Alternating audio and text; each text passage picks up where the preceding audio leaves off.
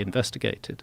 And this is bizarre and puzzling. They reckon, the team working on this, that's Marty Parsonen of the University of Helsinki and Alcea Ranzi, who's a Brazilian archaeologist and geologist, they reckon that there's thousands of these things still under the rainforest canopy, and there's a huge untold story. So one of the places I would look for a lost civilization is the Amazon rainforest. So the Atlantis one.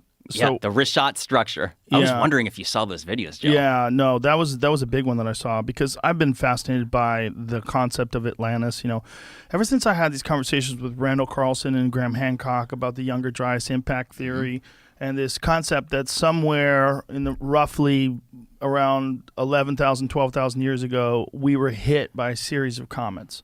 And it's pretty evident that that's a fact. If you do the core samples of the Earth, they find this nuclear glass all over the Earth that exists in that time period.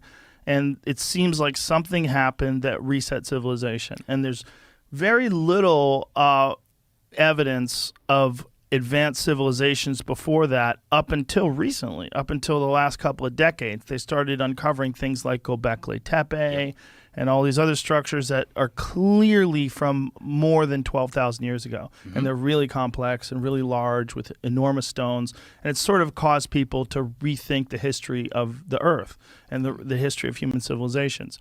And Atlantis has always been the big one. That has been the one that everybody talked about, was this incredibly advanced civilization, and no one can figure out where it is.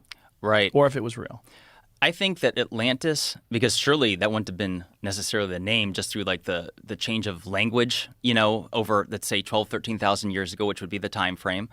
So like surely there would be several different changes of language, but I think it represented a civilization that was doing great things,